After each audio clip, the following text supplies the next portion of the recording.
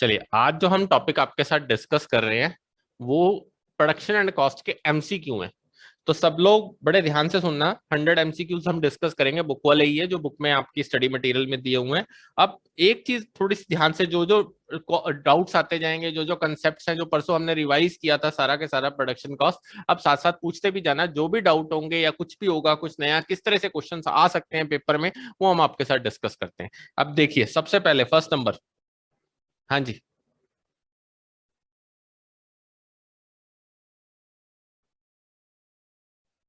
Which of the following is considered in production in economics? बताइए, किसको आप economics में प्रोडक्शन कह सकते हैं? बोलिए। Tilling in soils, tilling of soil, singing a song before friends, preventing a child from falling on manhole on the road, painting a picture और for pleasure. बताइए कौन सा हो सकता है? मैंने tilling of soil. Production and cost में, production में लव एंड अफेक्शन का कोई रोल नहीं होता। नहीं सकता। तो आंसर ऑप्शन ए ऑप्शन। हाँ जी, क्लियर यहाँ तक doubt? Next, identify the correct statement. अब बताना है, कहता है कौन सी करेक्ट स्टेटमेंट है? The average product is maximum when marginal product is equal to the average product. याद कीजिए, हमने एक ग्राफ बनाया था पहले। ये ग्राफ था आपके पास एमपी का, ये नीचे आना शुरू हो जाता था, और उसके साथ ये ग्राफ बनाया था हमने एपी का। बट इस लेवल पे एपी क्या होती थी? बताइए, इस लेवल पे एपी क्या होती थी?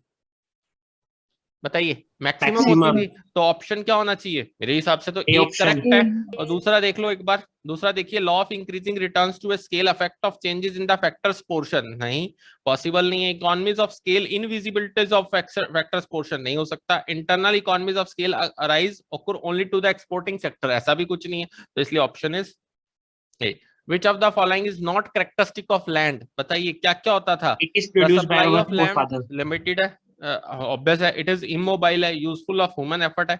बट फोर फादर्स, बताइए क्या होते हैं? It is produced by forefathers. क्या होते हैं? पूर्वजों को कहा जाता है फोर फादर्स, पता होगा सबको। हाँ यस जी, सर। तो बताइए अब, क्या ये लैंड का कैरेक्टरिस्टिक्स है? नहीं, ऐसा तो कुछ नो नहीं है। सर, लैंड पूर्वजों ने बनाई, ऐसा एक्ट ऑफ कुछ भी नहीं। नेचर। चलिए आराम आराम से, वास्तु सुनता जाए, सबको सुनेगा, नहीं तो पता है क्या होगा, सब नहीं सुन पाएंगे। Which of the following statement is true? कौन सी स्टेटमेंट आपके पास क्या है? ट्रू है। Accumulation of capital depends upon solely on income. क्या ऐसा है आस्था की आपके पास कि सारा कुछ हम सेव करते हैं तभी हमारी कैपिटल बनती है, इनकम पे कैपिटल बनती है? ऐसा है आस्था? नहीं ना? हाँ जी आस्था, बताइए। नहीं है। Saving can also be affected by state. बताइए क्या आना चाहिए इसका? एक्सटर्नल इकोनॉमिक साइज और इंटरनल इकोनॉमिक लोकेशन के साथ। ऐसा नहीं हो सकता। कौन सी ट्रू दिख रही है? मेरे को तो ऐसा लग रहा है saving can also be affected by the state. बताइए ठीक है या गलत है? सही है। सही है। चलिए, in production of wheat all of following are variable factor, they are used by farmer except. कौन सा यूज आपके पास प्रोडक्शन करते वक्त? ऑल ऑफ वेरिएबल फैक्टर्स हैं, सारे फैक्टर वेरिएबल हैं। बट कुछ फैक्टर्स क्या रहेंगे फार्मर के लिए? बताइए, कुछ फैक्टर्स क्या रहेंगे फिक्स्ड? तो देखिए कौन सा? The seed and fertiliser used. नहीं, सीड तो वेरिएबल फैक्टर में आ सकता है, जितनी मर्जी ला सकता है। When crop is planted, the field that has been cleared of trees in which the crop is planted. बताइए, अब ये बताइए, फील्ड बढ़ा सकते हो फार्मर के लिए? फील्ड बढ़ सकती है? बताइए मुझे। No sir. No sir. मैंने क्या कहा था? जितनी लैंड मेरे पास होगी मैं उसको तो बढ़ा नहीं सकता हूँ, वो तो मेरी फिक्स है, फिक्स ही रहेगी। मैंने आपको एग्जांपल भी देके बताया था, एक मशीन ली थी तो एक ही मशीन ली थी, लॉ ऑफ वेरिएबल प्रोपोर्शन में, ज्यादा बढ़ा नहीं सकता हूँ। तो पॉसिबल है कि इसका आंसर क्या होना चाहिए? बताइए इसका आंसर क्या होना चाहिए? बी।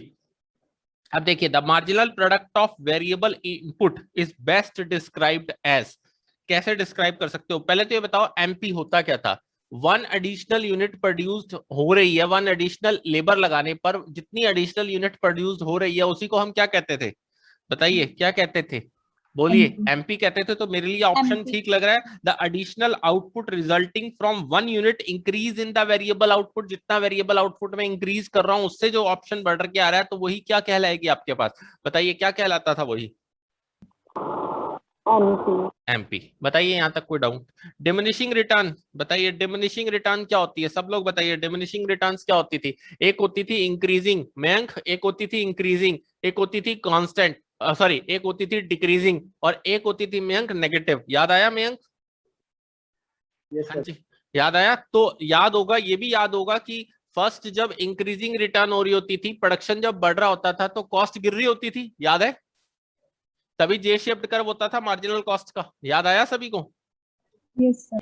और उसके बाद जब कॉस्ट बढ़नी शुरू हो जाती थी तो नेचुरल सी बात है प्रोडक्शन क्या होना शुरू हो जाता था, उसकी स्पीड क्या हो जाती थी, कम हो जाती थी। चार्ट याद रखा करो अपने माइंड में, चार्ट याद रखो। एक बंदा बनाता था 100 यूनिट, दो बंदे बनाते थे वासु 210, तीन बंदे बनाते थे कितने, 330। मतलब पर्सन कम, कॉस्ट कम बढ़ रही थी क्योंकि एक बंदे की कॉस्ट थी 1000, दूसरे बंदे की थी दो की थी 2000, तीसरे की थी 3000, फिर होगी थी 4000, पर यूनिट्स ज्यादा आ रही थी। बट अब यूनिट्स कम आनी शुरू हो गई, फिर कॉस्ट वही रह गई। तो नेचुरल सी बात है आपको कॉस्ट बढ़नी शुरू हो गई थी ना, पर यूनिट कॉस्ट बढ़नी शुरू हो गई थी, याद करो सबको। हाँ जी, कब हुआ था ऐसा, कब हुआ था बताओ भाई, ऐसा कब हुआ था बताओ भाई, इसका आंसर क्या होना चाहिए? इंक्रीजिंग मार्जिनल कॉस्ट की वजह से ही बढ़ती है ना, डिक्रीजिंग रिटर्न Yes, इसी वजह से आती है। तो इसको क्या आंसर देंगे? Increasing marginal cost. याद आया सभी को? चार्ट याद आ गया सभी को अच्छी तरह से? बच्चों इसको दिमाग में बिठाना चार्ट को, यही चार्ट आपको जिता के जाएगा पूरे पेपर में। मैं डेफिनेटली बोलता हूँ कॉस्ट और प्रोडक्शन का एक भी क्वेश्चन गलत नहीं होगा अगर आपने वो चार्ट अच्छी तरह से पढ़ा है। उसको कॉस्ट के साथ पढ़ो, और प्लस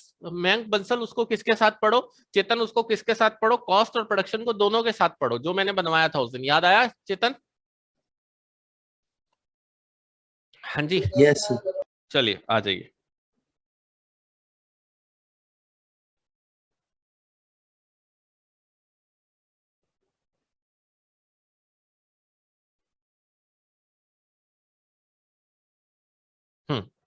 हाँ जी एवरीबॉडी, 8th दिख रहा है सभी को? Yes sir.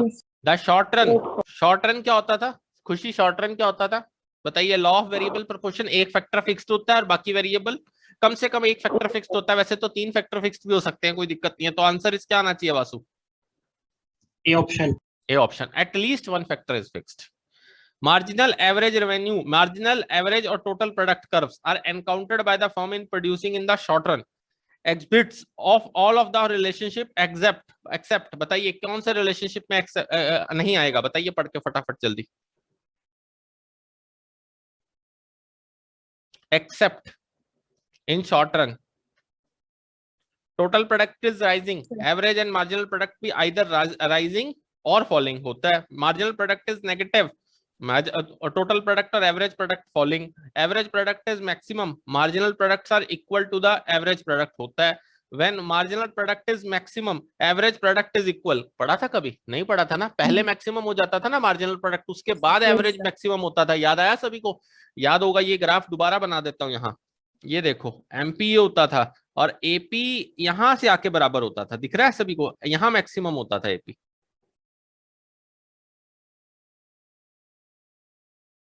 यहां मैक्सिमम होता था। याद आया सभी को? हाँ जी, तो आंसर क्या होना चाहिए? D option. D option. बताइए यहां तक कोई doubt?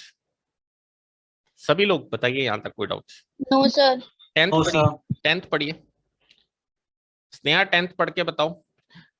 To economics the main difference between the short run and long run, short run और लॉन्ग रन में सबसे ज्यादा डिफरेंस किसका है? शॉर्ट रन में एक फैक्टर फिक्स हो सकता है, बाकी वेरिएबल हो सकते हैं, और लॉन्ग रन में सारे फैक्टर क्या हो सकते हैं बताइए?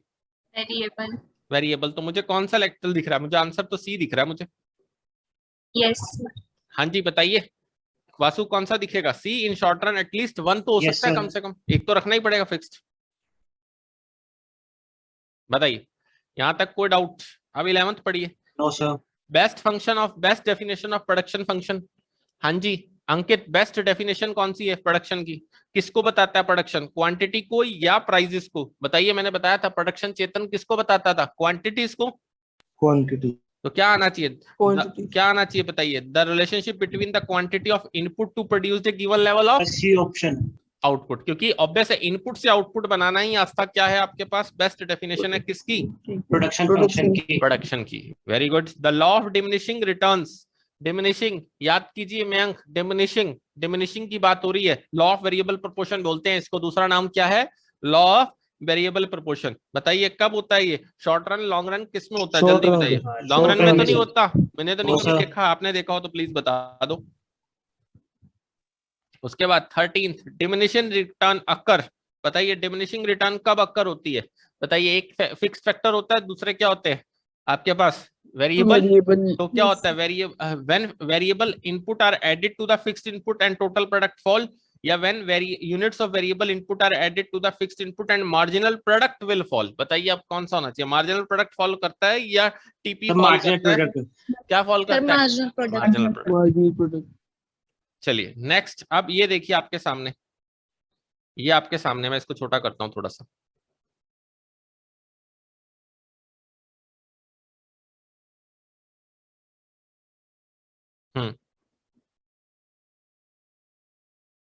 अब बताइए 14th क्वेश्चन निकालना है। When total output of 2 hours of labours are employed.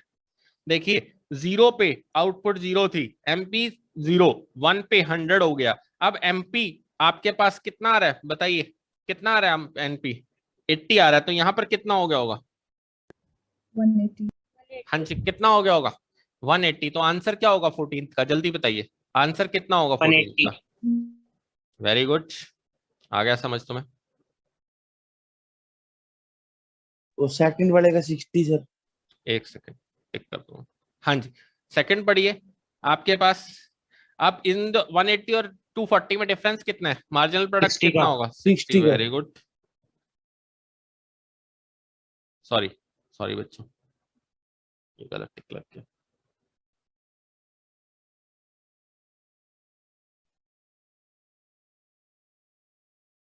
हाँ जी, मिल गया सभी को? Yes sir. ठीक है, मेरे लिए थोड़ा सा मुश्किल हो जाता है ना सारी बुक संभालनी, वो भी एक पीडीएफ में। यस हाँ सर। जी, what is the average product of first 3? Average बताइए कितना होगा फर्स्ट 3 का। अब 240 डिवाइडेड बाय बताइए 3, कितना आएगा आंसर? बताइए कितना आएगा? 80 सर। Very good. हाँ जी, यहाँ तक 14, 15, 16 क्लियर सबको? बताइए। Yes. चलिए अब मैं 17 निकाल लेता हूँ। हाँ जी, पढ़िए 17, अब पढ़िए 17।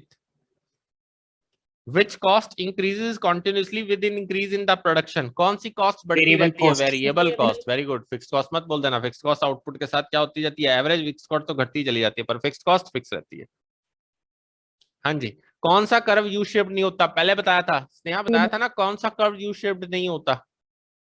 बाकी सारे हो सकते हैं, एमसी हो सकता है, एवीसी हो सकता है, एसी हो सकता है। Average fixed cost. Average fixed cost class में याद है ना सभी बच्चों? याद आया सभी को? Yes, अंकित sir. याद आया? Yes, मोहित sir. गोयल याद आया सभी को? मैंने क्लास में स्पेशली बोला था ये क्वेश्चन, क्योंकि मेरे को पता है पेपर में आया हुआ ये क्वेश्चन। अदरवाइज क्योंकि मुझे याद रह जाते हैं जो क्वेश्चन में आए होते हैं, तो जब हम तुम्हारा पेपर देते हैं तो वो कहीं ना कहीं मैटर करता है। Total cost of in the short run is classified into fixed cost and variable cost. Which of the following is variable cost? अब बताइए, जल्दी बताइए। The cost of raw material. क्यों?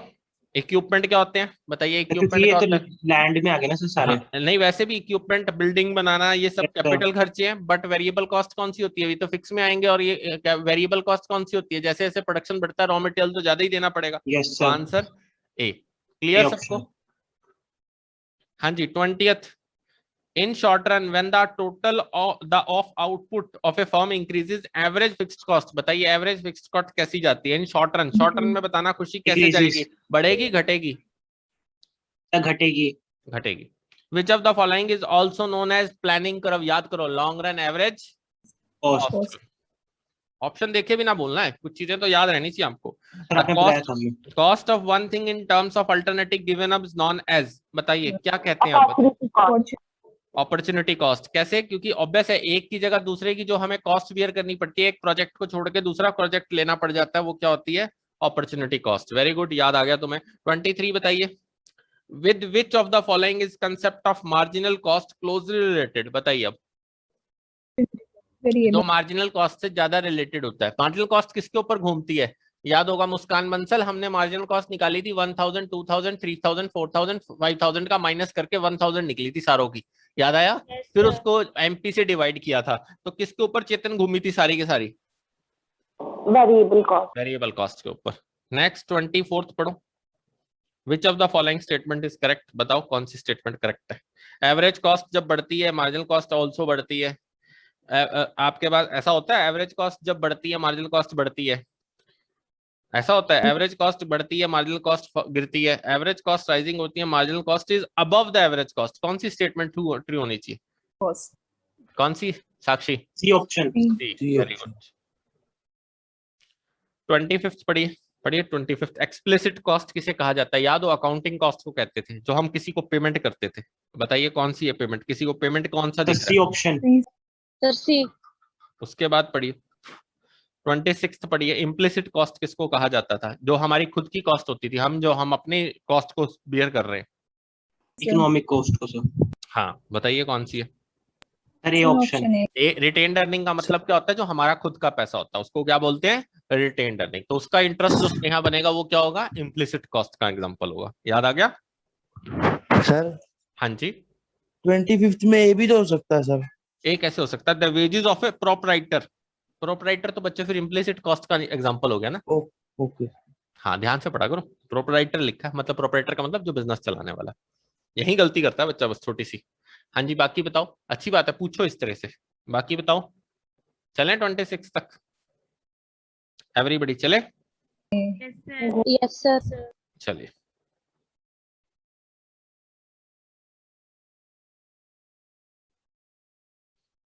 अब ये डाटा देखो भाई फटाफट। अब बताओ average fixed cost of 2 units. बताइए, पहले तो टोटल कॉस्ट 240 है, तो फिक्स्ड कॉस्ट कितनी होगी अब सब में?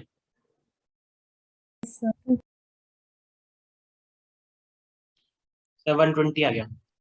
हाँ जी, कितनी होगी? 240 होगी। 40. अब एवरेज करना है तो 1 यूनिट पे कितनी होगी? 240। 2 यूनिट्स पे कितनी होगी? Yes sir. 120। 28th बताओ, मार्जिनल कॉस्ट 6th यूनिट की, कितना डिफरेंस लग रहा है इसके बीच में? Sir 80 70 80 आएगा।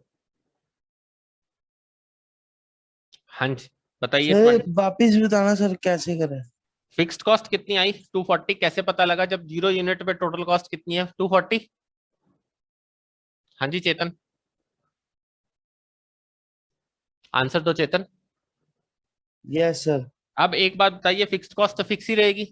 अब Yes, 1 sir. यूनिट पे कितनी होगी? Divide by 1। 2 यूनिट पे कितनी होगी? Divide by 2। 3 यूनिट पे कितनी होगी? डिवाइड बाय, एवरेज निकाल रहा हूँ ना उसके बाद, एवरेज पूछ रखिए ना। ओके। हाँ जी 29th। टू आप बताइए, डिमिनिशिंग मार्जिनल रिटर्न कब स्टार्ट हो रहा है? देखो एमसी निकाल, 4th and 5th एमपी निकाल लो। टोटल कॉस्ट तुम्हारे सामने, एमपी निकाल लो सारी।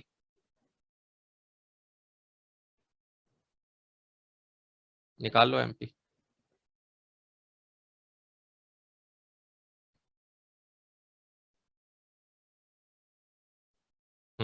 एमपी बताओ भाई, यहां से शुरू करो। 90, कितनी आई? 90। उसके बाद 80, उसके बाद 70, फिर 60, यस सर। फिर 70, फिर कितना हो गया? फिर कितना हो गया? एमसी निकलेगा। 4th and 5th में आ गया सर। 1 मिनट, तुमने और गलती करवाई है मुझसे। पढ़ना दिया क्या हुआ? टोटल कॉस्ट दी हुई है, टोटल एमसी दी हुई है। कॉस्ट दी हुई है, एमसी निकल सकता है। हाँ जी यस। मिला। यही पॉइंट नोट करने वाला है। अब देखिए diminishing marginal return, Mayank Bansal, diminishing क्या होता था? 3 स्टेजेस होती थी लॉ ऑफ वेरिएबल प्रोपोर्शन की। कौन कौन सी? इंक्रीजिंग। Yes, decreasing. तो फर्स्ट स्टेज में तो क्या होता था? कॉस्ट कम हो रही होती थी मुस्कान बंसल। सेकंड स्टेज में क्या होता था? कॉस्ट थोड़ी बढ़नी शुरू हो जाती थी, उसी को बोलते थे हम। तो कौन सी स्टेज में कॉस्ट बढ़नी शुरू होगी? जब प्रोडक्शन कम होना शुरू होगा। और प्रोडक्शन कब कम होना शुरू हो रहा है? बताओ कौन सी कॉस्ट में कब कम होना शुरू हो रहा है? बताओ कॉस्ट कब कम हो रही है? पहले तो बताओ 90 80 70 60। तो कौन से आंसर आना चाहिए? बताओ, खुद सोच के बताओ फटाफट, कौन से में आपको लग रहा है? बताओ। पहले तो कॉस्ट कम होती जा रही है, 90 80 70 60 कम हो रही है, बट फिर 60 से 70 आ गई स्नेहा, अब बढ़नी शुरू होगी 4th और 5th के बीच में। तो आंसर क्या आना चाहिए स्नेहा? बताओ, एक्सप्लेन करूं दोबारा? किस किस को एक्सप्लेन करना है दोबारा बताओ? आंसर करो चेतन, दोबारा बताओ, मैं दोबारा बताऊंगा। कर दो सर एक बार एक्सप्लेन। चेतन एक बात का आंसर देख, क्या होती थी मुझे पहले बता। 3 स्टेजेस होती थी। एक होती थी इंक्रीजिंग रिटर्न, दूसरी डिक्रीजिंग, और लास्ट में नेगेटिव। इंक्रीजिंग कब होती थी? जब प्रोडक्शन बढ़ता था और कॉस्ट sir. घटती थी। दूसरे वाली क्या होती थी? जब प्रोडक्शन थोड़ी कम स्पीड में बढ़ता था पर कॉस्ट बढ़नी शुरू हो जाती थी। और Yes, तीसरी sir. होती थी जब प्रोडक्शन तो आपके पास गिरना शुरू हो जाता था और एमपी नेगेटिव चला जाता था और कॉस्ट बड़ी तेजी से बढ़ती थी। अब बता, Yes, sir. 90 80 कॉस्ट गिर रही है Yes, sir. और प्रोडक्शन बढ़ रहा होगा, इसका मतलब जब कॉस्ट गिर रही है तो Yes. फिर कॉस्ट और गिर रही है, 70 पे आई, फिर 60 पे कॉस्ट और गिर रही है, ये 4 यूनिट तक तो कॉस्ट गिर रही है, इसका मतलब प्रोडक्शन बढ़ रहा होगा। इसका मतलब प्रोडक्शन क्या होगा, हो रहा होगा, बता। इंक्रीज हो रहा होगा सर। इंक्रीज हो रहा होगा, यहां तक तो कोई दिक्कत नहीं। No sir. अब मुझे एक बात बता, जब कॉस्ट बढ़नी शुरू होगी, जब कॉस्ट क्या होगी, बढ़नी है। बढ़नी शुरू होगी, तो इसका मतलब प्रोडक्शन गिरना शुरू हो गया होगा। तो जब कॉस्ट बढ़नी शुरू होगी तो वो कौन सा प्रोडक्शन गिरना शुरू हो गया होगा, तो वो डिक्रीजिंग रिटर्न है। कॉस्ट कहां पर बढ़ी है, 70 से 80 में जाकर बढ़ी है, तो फिर इसका यस मतलब सर। कौन सी स्टेज में आके, 4th और 5th यूनिट में होगा ना। Yes sir. हाँ जी बताइए, यहाँ तक 30th पढ़िए, अब बताइए 30th पढ़िए, 30th बोलिए, 30th पढ़िए। मार्जिनल कॉस्ट इज डिफाइंड, साक्षी क्या होगा, मार्जिनल कॉस्ट को क्या कहते थे, 1 unit change in the output, total cost Yes. पे जितना चेंज आ रहा है यही आना चाहिए। Sir. डिवाइड डिवाइड से तो कोई मतलब ही नहीं होता, 1 यूनिट ऑब्वियस है, याद होगा, TCN minus TCN minus Yes, sir. 1, याद होगा। 31 स्नेहा, 31 बताओ।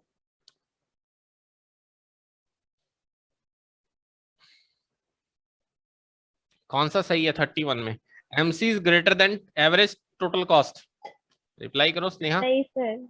नहीं, क्यों, MC is greater than average total cost, average total cost में तो MC भी होती है, तो इसलिए एक्सेस तो हो ही नहीं सकती। ATC curve intersect MC curve at a minimum point, ATC तो कर ही नहीं सकता मिनिमम पॉइंट पे, MC curve intersect the ATC at a minimum point, किसको करता था, हाँ जी आस्था याद होगा, किसको करता था, MC कर्व करता था नीचे से ATC को, या ATC कर्व करता था, याद आया होगा सबको, बताओ भाई वासु, कौन करता था, सर MC सर।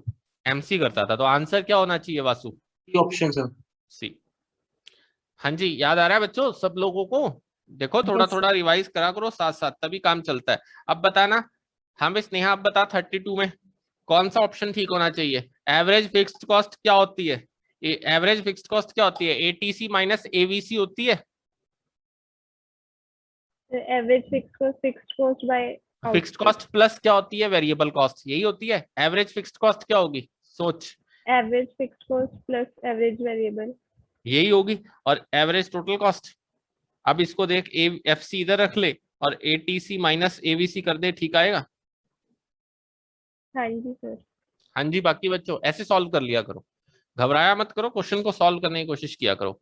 33 बोलो, कौन सा डिटर्मिनेंट नहीं है कॉस्ट फंक्शन का, सर बताइए। मेरा डाउट है सर ये। Sir. One. मतलब Yes. डिटर्मिनेंट का मतलब जो हमारे काम नहीं आ रहा है कॉस्ट फंक्शन निकालते वक्त, क्या क्या लेते हैं कॉस्ट फंक्शन निकालते वक्त, बताओ क्या क्या लेते हैं कॉस्ट फंक्शन निकालते वक्त,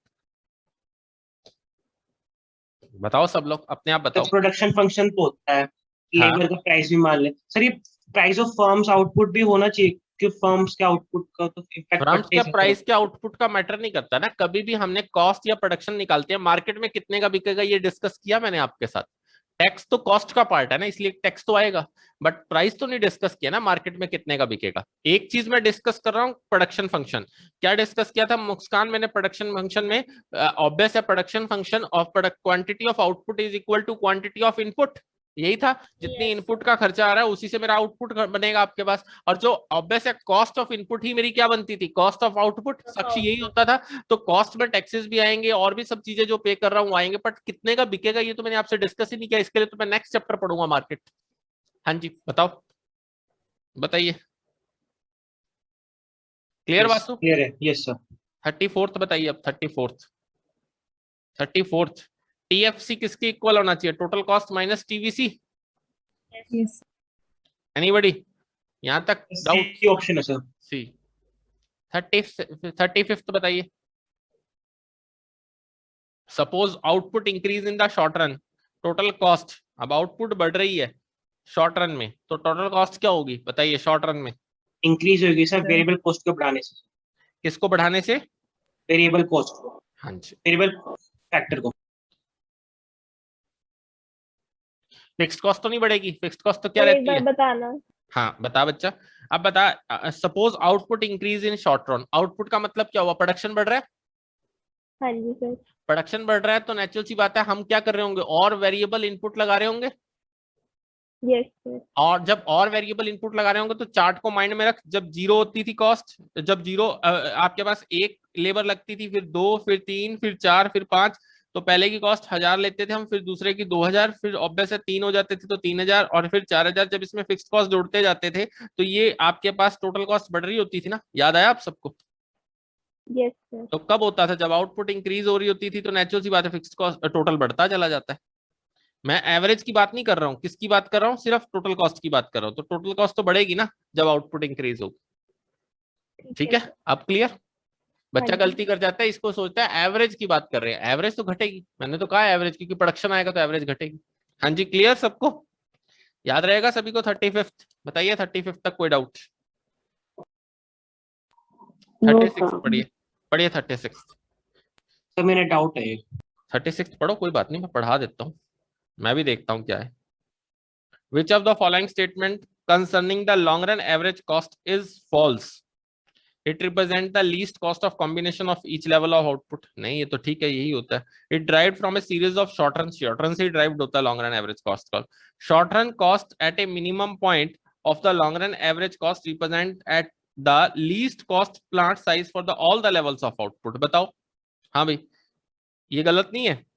बता भाई वासु, क्यों गलत है? मुझे बता। समझ ही नहीं आई सर, ये लाइन सी एक बात बता, मेरे को बता, हमने क्या बनाया था? Long run average cost curve ऐसा बनाया था, ये यहाँ शॉर्ट रन बनाया था, फिर एक शॉर्ट रन नीचे लिया था, फिर एक शॉर्ट रन बढ़कर आ गया था, ऐसे ही इसी को मिला दिया था। तो इसको क्या यस कहता सर, था मैं?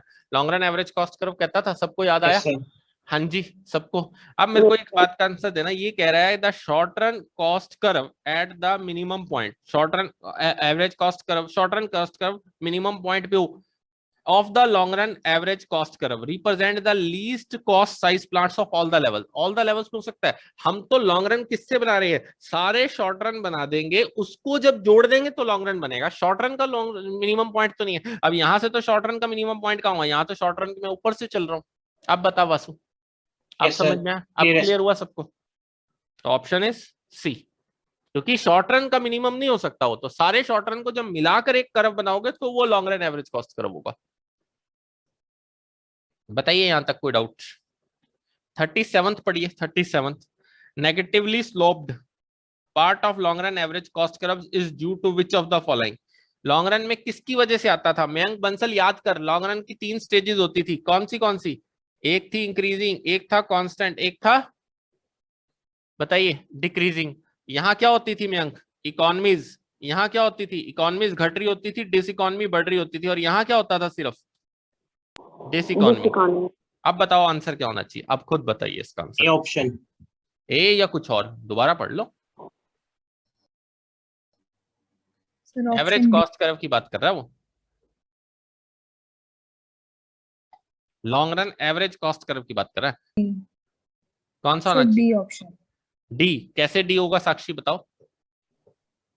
सर क्योंकि लॉन्ग रन एवरेज कॉस्ट का जो हमारी जब फॉल होती है तो उसमें आउटपुट जो है वो उसमें बढ़ रहा होता है, आउटपुट बढ़ रहा होता है, और क्या कम कर रहा होता है? किसकी वजह से होता है? Average total. किसकी वजह से होता है? और एक और भी होता है, स्पेशलाइजेशन आ चुकी होती है, मारुति सुजुकी यही कर रही होती है, बताइए, उस दिन बताया था। तो इसलिए ऑप्शन क्या आना चाहिए इसके लिए वासु? क्या आना चाहिए? डी। D option. बताइए, इसमें डाउट किसी को? बताइए इसको आशीष। बता दो। हाँ खुशी, बताओ क्या डाउट है इसमें? तो समझ में, आप दोबारा बता दो। मुझे ये बताओ, long run average cost curve क्या होता था? जब ऐसा होता था, ऐसा, यहाँ शॉर्ट रन अप्लाई होगा, फिर शॉर्ट रन अप्लाई हुआ, थोड़ी सी कॉस्ट बढ़ गई, फिर शॉर्ट रन अप्लाई किया और बहुत ज्यादा कॉस्ट बढ़ गई, तो मैंने बीच का पॉइंट बना लिया, वो लॉन्ग रन एवरेज कॉस्ट है। पर जब बीच में मेरी कॉस्ट गिरी है तो वो किसकी वजह से गिरी है? मेरी स्पेशलाइजेशन की वजह से गिरी है ना। जो प्रोडक्ट मेरा चल गया मैंने उसको फिर पूरा प्रोडक्शन बढ़ा दिया। आप समझ में? ठीक है। डिक्रीजिंग रिटर्न्स का भी पॉइंट है ना, वो नेगेटिव स्लोप लिखा हुआ है, मैंने डिक्रीजिंग वैसे ही बताया जस्ट डिस इकोनॉमी के लिए, यहाँ पर कोई कनेक्ट नहीं है इसका। अब क्लियर? और बोलिए। हाँ जी, बाकी बच्चों आंसर कीजिए इस पॉइंट को। 38 बताइए, 38 बताइए। अब 38 मोहित गोयल, 38 बताओ आंसर आप करोगे। पॉजिटिवली स्लोप्ड की बात कर रहा है, पॉजिटिवली स्लोप्ड। वो कॉस्ट गिरने की बात कर रहा है, यहाँ कॉस्ट बढ़ने की बात हो रही है। तो किसकी वजह से कॉस्ट बढ़ेगी? स्पेशलाइजेशन की वजह से बढ़ेगी, या ऑब्वियस है लार्ज स्केल प्रोडक्शन एक्सपेंड कर रहे हैं उसकी वजह से बढ़ेगी, या डिस इकोनॉमीज की वजह से कॉस्ट बढ़ेगी? बताओ, अभी बता के हटाऊं मयंक, अभी बता के हटाऊं? जब इकोनॉमीज होती हैं तो इंक्रीजिंग रिटर्न होता है, इकोनॉमीज कम होती हैं, डिस इकोनॉमीज ऑब्वियस है बढ़नी शुरू हो जाती हैं तो कांस्टेंट, पर अगर डिस इकोनॉमी रह जाए तो फिर ऑब्वियस है डिमिनिशिंग रिटर्न, फिर आपके डिक्रीजिंग रिटर्न हो जाती है। तो ऑब्वियस है जब लॉन्ग रन एवरेज कॉस्ट बढ़ रहा होगा तो डिक्रीजिंग रिटर्न आ रही होगी, तो डिक्रीजिंग रिटर्न आ रही होगी तो किसकी वजह से आ रही होगी बताओ? हाँ भाई, किसकी वजह से आ रही होगी वासु? इस economies of scale. Diseconomies of scale. बताइए, यहाँ तक याद आया सबको? Yes sir. हाँ जी, आंसर कीजिए सब लोग। 39 सर कीजिए, कीजिए 39, 39, 40th, फटाफट जल्दी जल्दी। एवरेज कॉस्ट, टोटल कॉस्ट है 300 यूनिट्स की 5, 320 रुपए है 6 यूनिट की, मार्जिनल कॉस्ट निकालो 6 यूनिट की अपने आप दिमाग से फटाफट, बिल्कुल सिंपल आंसर है। मोहित मुझे चैट पे आंसर चाहिए तो आपसे।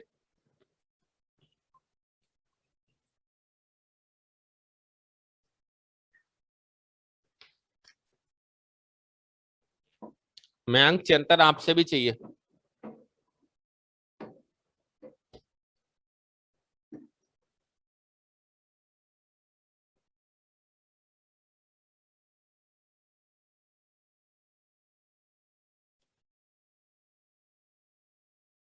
साक्षी ने दे दिया है, मोहित रिप्लाई करो फटाफट।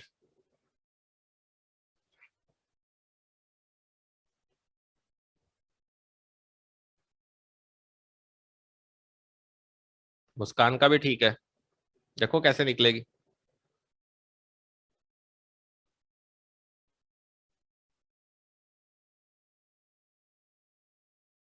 कितनी आएगी मुस्कान मल्टीप्लाई करके?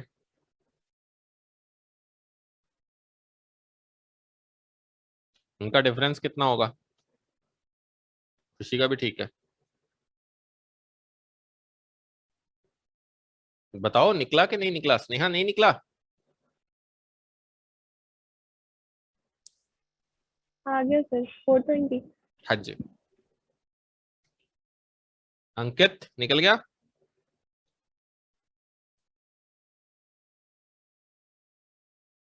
अंकित निकल गया? एक बार बताना।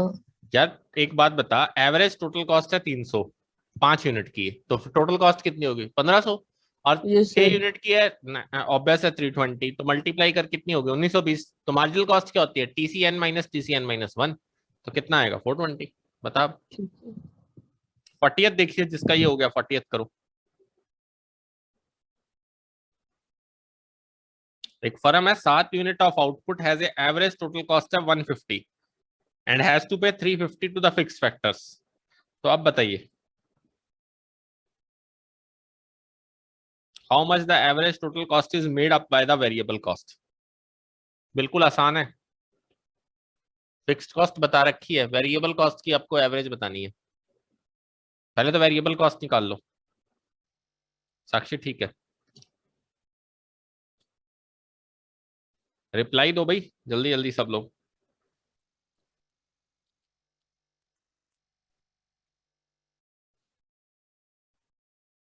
संजना करेक्ट है,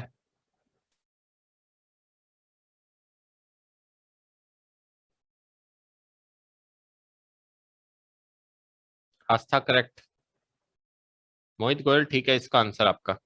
कैसे निकलेगी? 150 इंटू 7 कितना हो गया स्नेहा?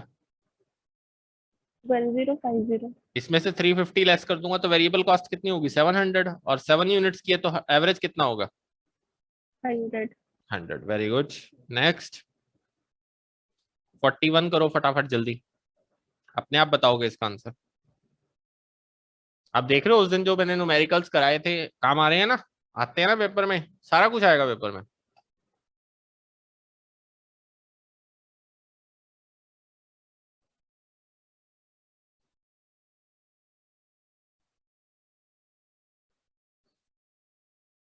बताओ भी 41 का आंसर क्या है,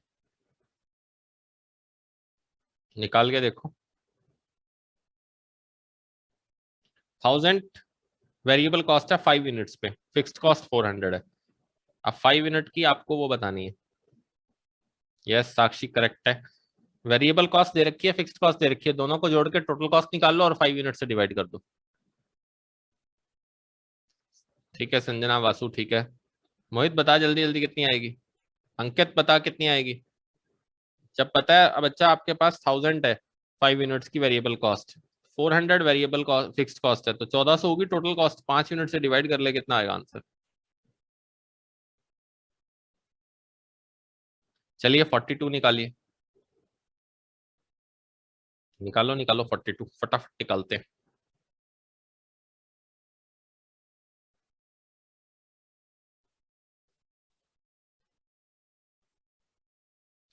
साक्षी का आंसर 30।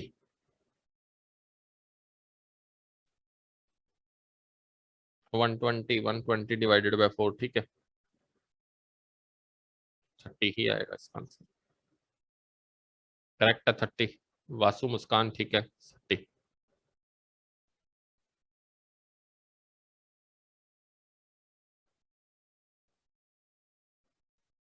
ठीक है 30 मोहित। मयंक हो रहा है, चेतन हो रहे हैं।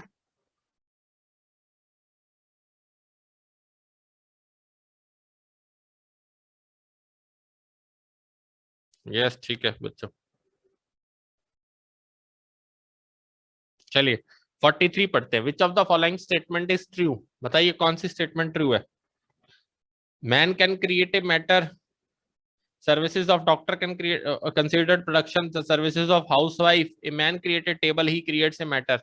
बताइए मैंने क्या कहा था, आपको क्रिएशन ऑफ एडिशन लेना है, मैटर तो नहीं लेना। बताइए Yes, sir. तो Yes, क्या आएगा sir. आंसर। A option. 4 पढ़िए। Which of the following function of entrepreneur. मैंने बताया था, स्नेहा से बार बार पूछता रहा हूँ। Sir all of the above. All of the above. Yes Yes. All of the above आएगा।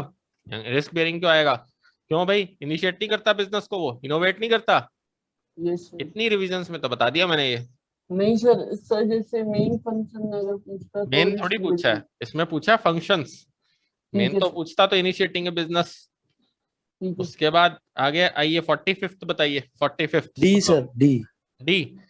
45th कैसा होता है बताइए। एक फैक्टर फिक्स्ड और बाकी Very good. वेरिएबल, मिनिमम एक फैक्टर। 46th बताइए। 46th decreasing returns, all inputs are increased by then.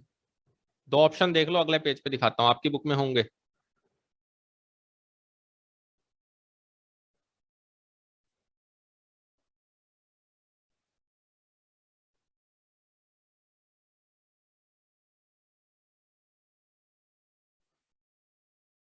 हाँ जी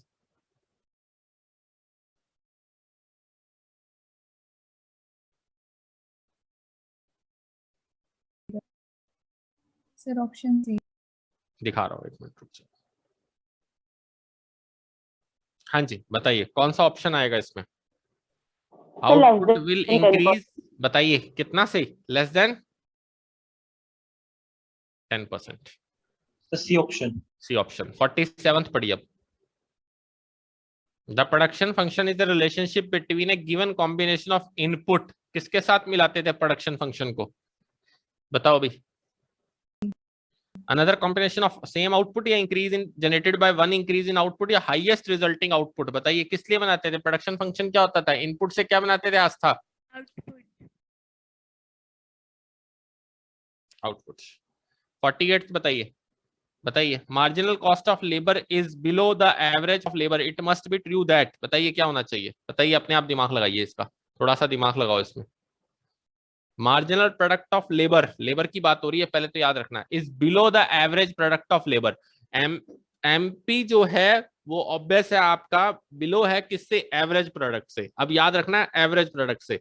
अब इस केस में क्या हो रहा है, आपके पास मार्जिनल प्रोडक्ट नेगेटिव है, या मार्जिनल प्रोडक्ट 0 है, या एवरेज प्रोडक्ट गिर रहा है, जिसकी वजह से एमपी भी नीचे है। बताओ, याद करो, कर्व याद करो एमपी और एपी का। ये होता था एमपी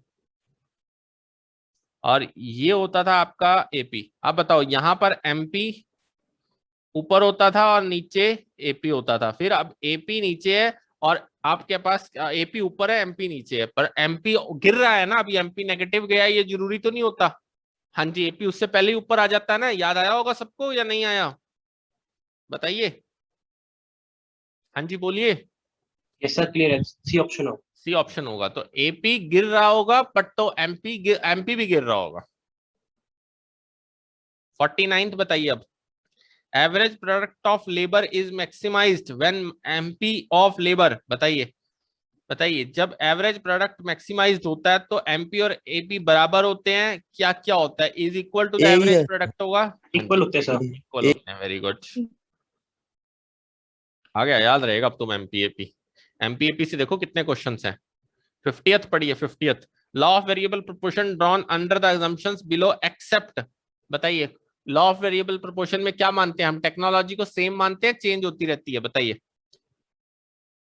क्या मानते हैं? Same Same. मानते हैं, तो चेंजिंग नहीं ले सकते। 51 बताइए अब। 51, हाँ भी मयंक बंसल 51 पढ़ो। What is the production process? क्या होती है प्रोडक्शन प्रोसेस? क्या होती है प्रोडक्शन प्रोसेस? 51 टेक्निकल रिलेशनशिप है फिजिकल इनपुट और आउटपुट का, या फिक्स्ड फैक्टर और वेरिएबल फैक्टर का है, या बिटवीन द? प्रोडक्शन की बात हो रही है, शॉर्ट रन की बात नहीं हो रही, याद रखना। तो क्या आएगा ऑप्शन? ए। ऑप्शन हाँ जी, clear Sakshi? Yes sir. Law of production does not, क्या नहीं लेते लॉ ऑफ प्रोडक्शन में? बताइए क्या क्या पढ़ा है लॉ ऑफ प्रोडक्शन में? लॉ ऑफ वेरिएबल प्रोपोर्शन पढ़ा है, बताइए पढ़ा है? लॉ ऑफ डिमिनिशिंग रिटर्न पढ़ा है? रिटर्न टू स्केल पढ़ा है? क्या लीस्ट कॉस्ट कॉम्बिनेशन फैक्टर पढ़ा था तुमने? No sir. नहीं पढ़ा तो फिर टिक कर दो, क्यों सोचते हो? हाँ जी। Identify the fixed cost from the following, बताइए फिक्स्ड कॉस्ट कौन सी होती है? सैलरी देना, रॉ मटेरियल, या इलेक्ट्रिसिटी बिल, या आपके पास आपका लेबर कॉस्ट, बताइए कौन सी fixed cost? The salary of watchman. Yes, ये फिक्स्ड हो। चलिए नेक्स्ट, नेक्स्ट पढ़िए। Which of the following is not assumption of law of variable proportion, बताइए कौन सी assumption नहीं होती लॉ ऑफ वेरिएबल प्रोपोर्शन की, बताइए बताओ। ओनली वन फैक्टर होती है, techniques of production remain constant होता है, proportion of factors of production remain same, बताइए सेम रहेंगे या बदलते रहेंगे? बताइए वैरिएबल फैक्टर बढ़ा रहे थे ना, प्रपोर्शन Yes, सेम sir. कैसे रह सकते हैं? तो C फिर option. ऑब्वियस है सी आएगा, वेरिएबल फैक्टर बढ़ा रहे थे, याद करो। 55, विच of the following is correct, कौन सा करेक्ट है 55, बताइए। Supply of land elastic, correct? गलत है, इलास्टिक कहाँ होती है? लैंड तो फिक्स्ड होती है supply. Fertility of land can not be change, बढ़ा सकते हो फर्टिलिटी, तो land does not yield any result unless human efforts, मैंने क्या बताया था? लैंड ही एक ऐसा फैक्टर है जिसपे ह्यूमन एफर्ट्स लगेंगे तभी आएगा। तो लैंड को ओड मैन आउट में रखा था, और लेबर, कैपिटल और एंटरप्रेन्योर ह्यूमन एफर्ट्स वाले थे। तो आंसर क्या होना चाहिए? जल्दी बताइए, इसका आंसर क्या होना चाहिए? सी। आ जाइए नेक्स्ट, निकालिए 56, निकालिए क्या पूछा हुआ 56। प्रोडक्शन प्रोसेस बताइए, इसमें कांस्टेंट है। हाँ जी, ये सर जो 54 55 आपने कराया बुक में है ही नहीं सर। हाँ तो कोई बात नहीं, बुक में नहीं है तो हो सकता आगे पीछे डल गए हो, तो नोट्स जब मिलेंगे ना उसमें से कर लेना, ओके। क्योंकि है तो सारे उसी में से उठाए हुए। बाकी बुक में कई बार क्या होता है, अपडेट होता रहता है थोड़ा बहुत ऊपर नीचे, ठीक है। और बताइए 56 देखिए, पढ़िए 56। कांस्टेंट है, इंक्रीजिंग है, डिमिनिशिंग है, increasing marginal product of labour है? डिमिनिशिंग है। कौन देगा आंसर इसका मुझे? सर बी ऑप्शन है। पक्का सोच लो, यस। Yes sir. कैसे पता लगा बी है? फिर सर कैसे पता? 23 है, फिर 17 है, फिर 10 है सर, ये डिक्रीज ही हो रहा है output। हाँ, क्या नहीं, ये तो क्या थी, टोटल आउटपुट थी। अब क्या निकाल लेंगे? एमपी, तो ऑब्वियस है 23, फिर 17 और 10। बताइए अब क्या आएगा इसका आंसर? B option. बताइए यहाँ तक, वेरी गुड, समझ गए तुम। निकालना 57th, which of the following of variable cost in the short run, कौन सी वेरिएबल है? वेजेस वेरिएबल है, रेंट है, इंटरेस्ट पेमेंट है, या payment of lease of factory है? मेरे को तो वेजेस लग रहे हैं। 58th पढ़िए, पढ़िए 58th। Efficient scale of production is the quantity of output that minimise, किसको मिनिमाइज करता है? प्रोडक्शन को। एवरेज फिक्स्ड कॉस्ट गिरती है या क्या गिरता है? एवरेज टोटल कॉस्ट गिरती है, क्या गिरता है? जल्दी बताओ। Average total cost. Fixed cost नहीं गिरती है, मिनिमाइज की बात हो रही है, फिक्स्ड कॉस्ट तो गिरती रहती है, बट मिनिमाइज किसको करता है? Average total cost. Total cost को। डिक्लाइन नहीं पूछा, इसलिए लिखा है इसका आंसर ये। 59th पढ़िए। The marginal cost equal to the average total cost कब होती है? Average cost is maximum. Average cost is, दोबारा सोच ले एक बार, दोबारा बोलियो, मैक्सिमम या मिनिमम? दोबारा बोलियो, अभी तूने मैक्सिमम बोल दिया, मैंने सुन लिया। क्या बोला तूने वासु? याद कर, ये होता था जे शेप अरे कर्व। प्रोडक्ट का सोचा सर मैं, प्रोडक्ट में नहीं नहीं, ये होता था जे शेप कर्व, याद आया? सर मैंने प्रोडक्ट सोचा था, कॉस्ट नहीं सोचा और प्रोडक्ट के। ये होती थी एटीसी। हाँ जी, याद आया सबको? ये मिनिमम Yes. होती थी, तभी तो वो बढ़नी शुरू हो जाती थी। तो आंसर क्या आएगा? 59th। भाई बना Yes, बना sir. के देखो, इनको याद हो जाएंगे, ये अच्छी तरह से प्रैक्टिस हो जाएगी इनकी। 60th पढ़िए। इन लॉन्ग रन बताइए सारे फैक्टर्स क्या होते हैं? वेरिएबल। आसान से क्वेश्चन का आंसर तो फटाफट आता है तुम्हारे मुंह से। 61 एवरेज प्रोडक्ट क्या होता है? एवरेज प्रोडक्ट क्या करते थे एवरेज प्रोडक्ट में? जल्दी बताना, सही ढंग से बताना। टोटल प्रोडक्ट को किससे डिवाइड करते थे? यूनिट्स। यूनिट से। क्या आना चाहिए आंसर बताओ? Sir option C. Option C. C. Next 62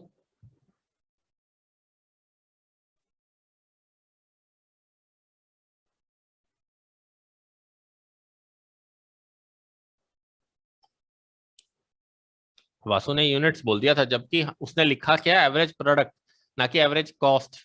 average product किससे डिवाइड करते थे वासु? याद कर, क्वांटिटी ऑफ लेबर डिवाइड, किसको डिवाइड करते थे? टीपी को डिवाइड करते थे, तो जितने भी आपने क्वांटिटी ऑफ वेरिएबल इनपुट लगाई होती थी। आया समझ में वासु? गलत बोल गया था ना?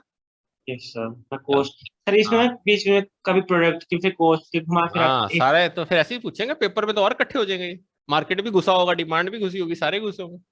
पढ़िए 62 जल्दी, नोटिस किया करो। मैं 1 मिनट में सोचता हूँ मैं क्या बोल गया ये। हाँ जी 62 बताइए। Change in output resulting from change in variable input. Output में जितना चेंज आता है वो किसकी वजह से आता है? वो क्या होता है? मार्जिनल प्रोडक्ट ही होता है। ठीक है खुशी। बाकी पढ़िए 63 मार्जिनल प्रोडक्ट मैथमेटिकली स्लोप कैसा होता है मार्जिनल प्रोडक्ट का? बताइए किसका होता है? एवरेज प्रोडक्ट कर्व का होता है, मार्जिनल प्रोडक्ट कर्व का होता है, इम्प्लिसिट का होता है, किसका होता है खुद बताइए? या टोटल प्रोडक्ट कर्व का होता है? Sir total. टोटल का ही होता है, क्योंकि एमपी सारा के सारा किस पे घूमता है? ऑब्वियस है, किस पे घूमता है? टोटल प्रोडक्ट पे। टोटल प्रोडक्ट बढ़ता है तो नेचुरल सी बात है, ऑब्वियस है, एमपी को भी फायदा होता जाता है, बढ़ता जाता है। और जब वो गिरता है तो ये भी गिरता जाता है। याद आया ये सबको? ऐसे ही जा रहा होता था, ये टीपी जा रहा होता था और ये एमपी जा रहा होता था। याद आया? वो भी थोड़ा स्पीड कम होती है, ये गिरना शुरू हो जाता है। याद आ गया? हाँ जी। Yes sir. 64th पढ़िए। 64th निकालिए, सब लोग निकालिए अपने आप। सर एक बार फिर से बताना। 63 एक बात का आंसर दे। मैथमेटिकली हम मार्जिनल प्रोडक्ट किसके स्लोप के अनुसार चल रहा है? टीपी बढ़ रहा है तो एमपी भी बढ़ रहा है। टीपी थोड़े कम स्पीड पे बढ़ रहा है, एमपी नीचे आना शुरू हो गया। ऑब्वियस है, एमपी 0 हुआ तो टीपी का मैक्सिमम हो गया, एमपी नेगेटिव हुआ तो टीपी गिरना शुरू हो गया। मतलब सर किसके ऊपर डिपेंड है एक हिसाब से? टोटली, हाँ टोटली किस पे डिपेंड है? टीपी पे। यस सर, क्लियर है। बाकी बताइए 64th पढ़िए। 100 सर। कितना आएगा खुशी? 100। खुशी 100 कह रही है, चेतन 100 कह रहा है। संजना कितना आएगा? 200, 350, 450, 550। 4 units of variable input generate या आउटपुट जनरेट कर रहे हैं। मार्जिनल प्रोडक्ट थर्ड यूनिट का बताया। थर्ड का क्या है? 350 और 450 के बीच का डिफरेंस कितना आना चाहिए? 100। Very good. 65th बताइए। Law of diminishing marginal returns बताइए, बताओ भी 65th।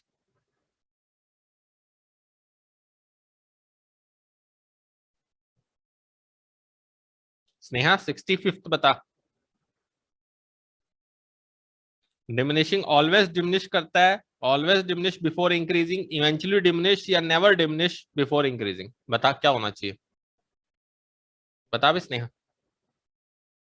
Eventually diminish. Eventually diminish. Eventually diminish क्यों होता है?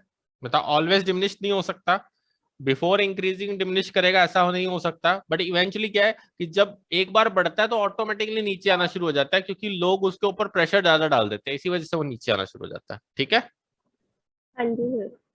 आ जाइए नेक्स्ट। सर इसका डी ऑप्शन क्यों नहीं हुआ?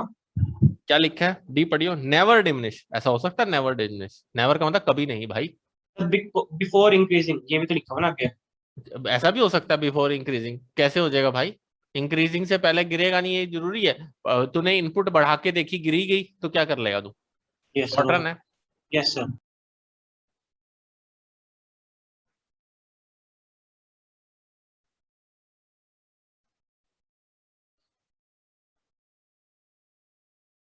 आ जाओ 66 पढ़ो, बताओ।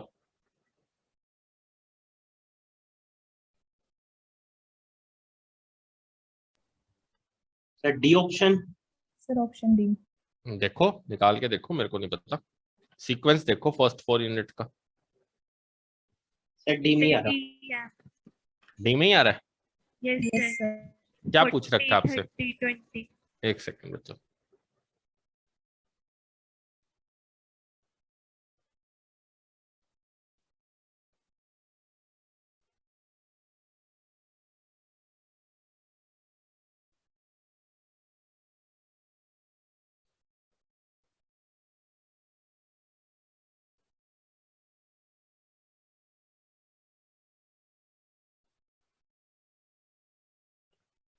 बुक की पीडीएफ हैवी हो जाती है बच्चों।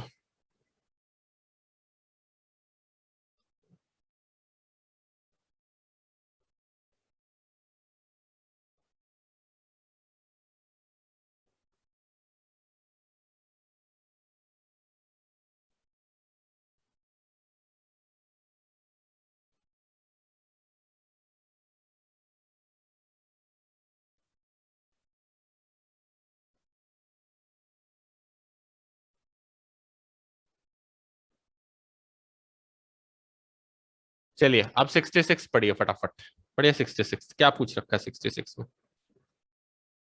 Diminishing marginal returns of the first 4 units of variable input is exits by the total product sequence। बताइए कौन सा सीक्वेंस मिल रहा है तुम्हें?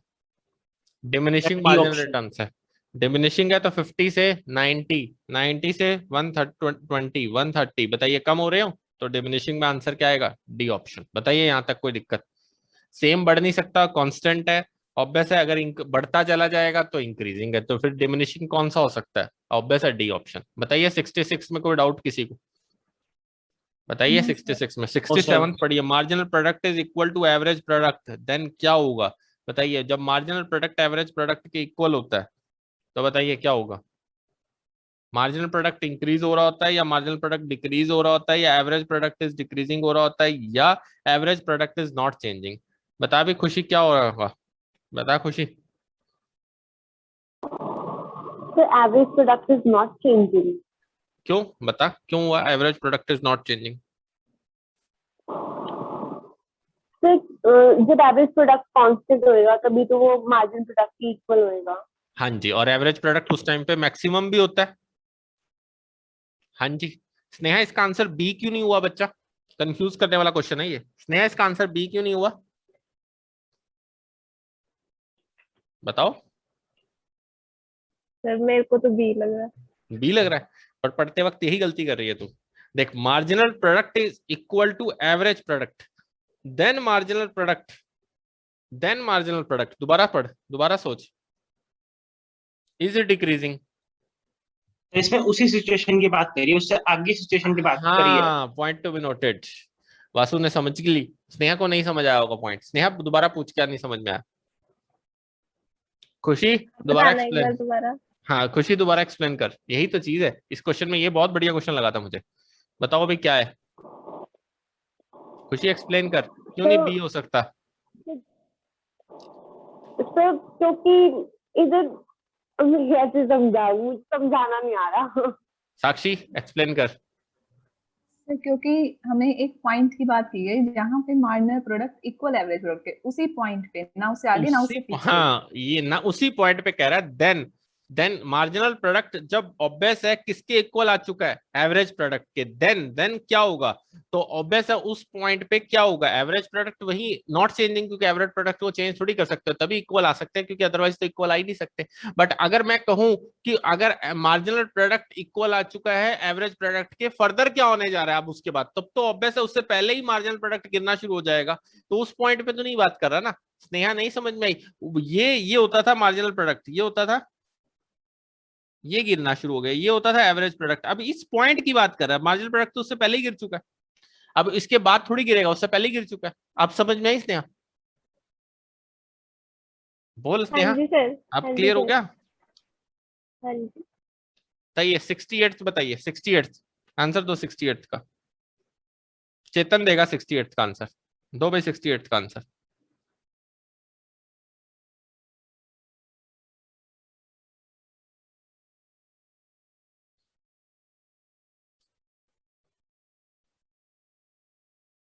Marginal product has a positive slope, नहीं। Marginal product lies completely below the average product, यही है sir, B है इसकी। क्यों बता? सर वो तीसरे स्टेज में सर वो डाउन ही हो रखा है वहां से। Point to be noted, marginal product lies completely below the average product curve, मतलब मतलब सर जब नेगेटिव गिरना शुरू नेगेटिव आ होता गया है ना तब वो। वो कंप्लीटली किससे नीचे होता है, कंप्लीटली किससे नीचे होता है, किससे नीचे होता है, एवरेज प्रोडक्ट से नीचे होता प्रोडक्ट से। है, राइट। आप 69 का आंसर दो, मयंक देगा 69 का आंसर। बताओ भाई 69, when marginal product are below average total cost, ध्यान से पढ़ना, marginal cost are below total average cost, तब क्या होता है बताइए 69 का आंसर। एवरेज टोटल कॉस्ट भी गिर रही होती है, या एवरेज फिक्स्ड कॉस्ट बढ़ रही होती है, या एवरेज फिक्स्ड टोटल कॉस्ट बढ़ रही होती है, या एवरेज टोटल कॉस्ट मिनिमाइज्ड हो चुकी होती है। याद आया थोड़ा सा, एमसी कर्व ऐसा होता था और टोटल कॉस्ट ऐसे नीचे आ रहा होता था, याद आया? तो इस पॉइंट पे जब ये नीचे आ रहा है तो एमसी के नीचे है, below the average total cost, MC curve below है एवरेज टोटल कॉस्ट कर्व की। अब सिचुएशन बताओ क्या होगी, बताइए क्या होगी, average total option cost B. गिर रहा है या नहीं गिर रहा है, बताओ। यस। तो आंसर क्या होना चाहिए, बी होना चाहिए। मिला? हाँ जी, इस पॉइंट पे एवरेज टोटल कॉस्ट क्या हो रहा है, गिर रहा है। मिनिमाइज तो बाद में होगा ना, जब दोनों पॉइंट बराबर होंगे, उससे पहले तो मिनिमाइज हो ही नहीं सकता। पढ़िए, average cost is falling, then आप बताओ, जब एवरेज कॉस्ट गिर रही है, बताओ। तो वैसे देखा है जनरल वे में, तो जैसे आपने जे शेप बनाया तो वो सबसे पहले से डिक्रीज हो रही है, फिर वो जाके इंक्रीज हो रही है कहीं जाके। ठीक है, हाँ बट हाँ। सर तो जब वो गिर रही है below the average cost curve, तो बिलो है तो नेचुरल सी बात है, एवरेज कॉस्ट से तो नीचे ही है ना, तो फिर एवरेज कॉस्ट गिर ही रहा होगा ना। हाँ, जब उसके बाद एवरेज कॉस्ट से ऊपर, एवरेज टोटल कॉस्ट से ऊपर चलेगी, अब तो वो बढ़ ही रही है। अब बता, नहीं याद आया? चार्ट याद कर एक बार, जब एवरेज टोटल कॉस्ट कम होती जा रही है, कम होती जा रही है, मार्जिनल कॉस्ट बढ़नी शुरू हो चुकी है, बट एवरेज कॉस्ट तो कम हो रही है ना। अब बता, यस बता, सर। फिर ठीक है ना आंसर? अब क्लियर हुआ? वासु डाउट क्लियर कर, मजा नहीं आएगा। बता वासु। सर इसका आंसर क्या होना चाहिए? मेरे ये हिसाब से ऑप्शन, बी, बी। तो इसका आंसर दे दिया हुआ सर, ये तो समझ नहीं आया। किसका आंसर बात कर रहा है, 70th की बात कर रहा है, 69th की बात कर रहा है?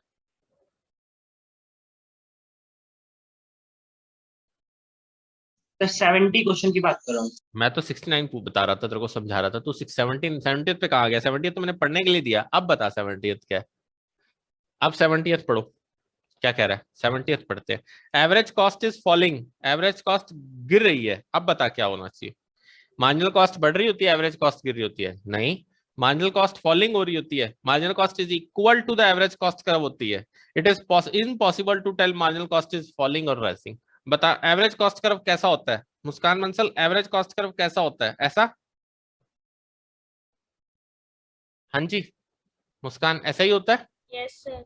और एमसी कर्व कैसा होता है, ऐसा होता है। Yes sir. अब बता, ये बताना मुश्किल है कि गिर रही है कि बढ़ रही है, जबकि एवरेज कॉस्ट तो गिर रही है, ये तो पता लग गया, ये तो बता दिया। बट क्या एमसी बताना आसान है कि एमसी गिर रही है? एमसी बढ़ भी तो सकती है, क्योंकि एमसी बढ़नी शुरू हो चुकी होती है जब भी एवरेज कॉस्ट गिर रही होती है। तो बताइए, ये बताना आसान है कि जब एमसी गिर रही, एसी गिर रही होगी तो एमसी भी गिर रही होगी? क्या ये बताना आसान है? मुस्कान बंसल नहीं है, तो इसका आंसर क्या होना चाहिए? D option. बाकी सर एक बताओ। बार फिर से बताओगे, समझिएगा था। एक बात का आंसर दे, चार्ट निकाल अपने सामने, चार्ट को सामने रखो सभी लोग, एक बात का आंसर दो। एवरेज कॉस्ट गिर रही है, एवरेज कॉस्ट गिर रही है, याद आया सभी को? क्योंकि टोटल कॉस्ट, फिक्स्ड कॉस्ट एकदम गिर रही होती है, तो इसी वजह से एवरेज कॉस्ट भी गिरनी शुरू हो जाती है। बट देखो, मार्जिनल कॉस्ट पहले बढ़नी शुरू हो जाती है, एमसी सीधी जे शिफ्ट जाती है, पहले बढ़नी शुरू हो जाती है। तो ये कैसे कह सकते हैं कि एवरेज कॉस्ट गिर रही है कि एमसी भी गिर रही होगी? ये फाइनल है तेरे पास स्टेटमेंट? अब अच्छा, बता। राइज तो हो सकती है ना सर, एमसी इज अगर राइजिंग। हाँ, फिर ये भी फाइनल नहीं है कि बढ़ रही होगी, वो गिर भी तो रही हो, क्या पता? कौन सी सिचुएशन की बात कर रहा है? अब बता। ये सर दोनों केस है, कुछ भी हो सकता है। तो फिर इसलिए आंसर क्या होना चाहिए? D option. D option. अब क्लियर हो गया? अब किसी को डाउट है? Yes sir. चेतन, मयंक बताओ भाई, इसमें कोई डाउट है? मोहित गोयल, अंकित नो भगत सर। बताओ भाई, इसमें किसी को डाउट हो तो बताओ। साक्षी नो 71 बताओ भाई, बताइए 71। आस्था 71 आप बताओगे। In long run, if a very small factory are expand to scale a production operation, it is likely to be initial experience। क्या मिलता है उसको initial experience? बताओ भी आस्था। बहुत छोटी फर्म है और वो एकदम अपने आप को बढ़ाना चाहती है, तो उसको पहले इकोनॉमीज मिलेंगी, डिस इकोनॉमीज मिलेंगी? बताओ। Economies, correct. उसके बाद the difference between the average total cost and average variable cost, किसका डिफरेंस होता था Sneha? Average fixed cost. Right. 73, in the long run some firms will exist in the market if price of goods offered for a sale is less than। अब बताइए, long run में कुछ firms क्या करती हैं? बताइए मुझे, आंसर दो। प्राइस जो ऑफर करती है मार्केट में, किससे कम कर देती होंगी? टोटल कॉस्ट से कम कर देती होंगी, या वेरिएबल कॉस्ट से भी कम कर देती होंगी, या मार्जिनल रेवेन्यू से भी कम कर देती होंगी? पहली बात है, रेवेन्यू तो आएगा ही नहीं, कॉस्ट की बात होगी। कॉस्ट वेरिएबल कॉस्ट से भी कम ऑफर करती होंगी, या टोटल कॉस्ट से कम ऑफर करती होंगी? वासु, मेरे पास कोरोना की सिचुएशन है, तो मैं बुक्स की कॉस्ट तो पूरी करना चाहूंगा ना, टीचर की कॉस्ट तो पूरी करना चाहूंगा ना बच्चा? Yes sir. पर एक टाइम के लिए फिक्स्ड कॉस्ट को इग्नोर कर दूंगा या नहीं कर दूंगा? Yes sir. तो फिर किस कॉस्ट को मुझे कंसीडर कर सकता हूं मैं? बता, किस कॉस्ट से नीचे मैं ऑफर कर सकता हूं? टोटल कॉस्ट से नीचे ऑफर कर सकता हूं, बट वेरिएबल कॉस्ट से नीचे तो कभी नहीं ऑफर करूंगा ना मार्केट में। अब समझ में आई सिचुएशन? मुस्कान बंसल, आपको एक प्रोडक्ट पड़ रहा है 100 रुपए का, ठीक है, जो उसके ऊपर खर्चा है, फिक्स्ड कॉस्ट के साथ लगा के वो पड़ता है 150 में। आप 120 में बेच सकते हो या नहीं बेच सकते हो? वेरिएबल कॉस्ट तो पूरी हो जाएगी ना आपकी। एक पर अगर आप 150 से 100 रुपए से भी नीचे बेचोगे, तो क्या अपनी जेब से दोगे क्या? चाहे लॉन्ग रन हो चाहे शॉर्ट रन हो, जेब से तो नहीं दोगे। वेरिएबल कॉस्ट से नीचे तो नहीं जा सकता, मार्जिनल कॉस्ट से नीचे तो नहीं जा सकता। हाँ भाई वासु, जा सकता है? नो सर, सस्ती ऑप्शन होगा। सी आएगा। नेक्स्ट 74th पढ़िए, 74th सब लोग बताइए। The marginal cost of a firm is 9 unit is 20. Average cost of same level is 50. Output to the 15. Which of them must be true? Following to be true. बताओ भाई, 74th का answer खुद दोगे।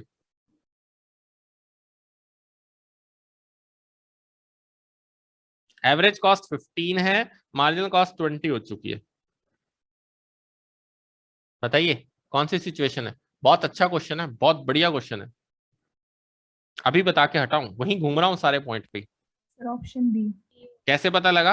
क्योंकि marginal cost obvious है 20 है, ज्यादा है, जबकि एवरेज कॉस्ट क्या है, कम है। तो उस सिचुएशन में आके एवरेज कॉस्ट भी बढ़नी शुरू हो जाएगी या नहीं बढ़नी शुरू हो जाएगी? बढ़ जाएगी। और मार्जिनल कॉस्ट तो बढ़ ही रही है, तो सिचुएशन क्या होगा? दोनों बढ़ रही होंगी। Yes sir.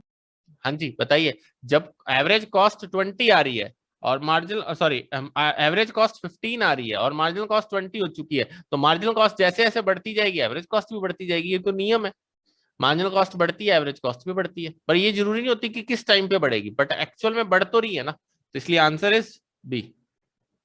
बताइए 74th में किसी को डाउट है प्लीज टोक सकते हो बट मुझे। सर एट प्रेजेंट अभी तो बोला उन्होंने, ये तो ना बोला कि इन फ्यूचर क्या होगा। हाँ एट प्रेजेंट बता, एट प्रेजेंट ही बता, चल मैं तेरे से एट प्रेजेंट पे आंसर करता हूँ, इसीलिए तो ये क्वेश्चंस करा रहा हूँ, मैं तुम्हारे डाउट्स तो क्लियर करना चाह रहा हूँ। बताओ भाई 9 यूनिट पे एवरेज मार्जिनल कॉस्ट 20th है 9 यूनिट ऑफ आउटपुट पे, और average cost same level of output पे 15 आ रही है। अभी कितनी आ रही है? 15। अब बता बता, पहले तो बता कि अगर 20 मार्जिनल कॉस्ट आ रही है तो एवरेज कॉस्ट से वो ज्यादा है, तो इसका मतलब एवरेज कॉस्ट को भी बढ़ाएगी या नहीं बढ़ाएगी? और बढ़ा चुकी होगी तभी बढ़ रही होगी, वो भी गिरा तो रही नहीं होगी। वो तो एक सिर्फ एक्सेप्शन वाली सिचुएशन थी जब गिरा रही होगी। वासु बता। यस सर, यस सर, फिर अब क्लियर हो गया? Yes sir. 75th पढ़िए। लेबर इज डिफाइंड एज, बताइए लेबर को क्या डिफाइंड किया जाता है? Any exertion of mind or body to get some reward. Yes, exertion of mind और body to get some reward, क्योंकि ऑब्वियस है जो हम दिमाग से काम कर रहे हैं या फिर जो बॉडी हमें काम करके दे रही है। 76th बताइए।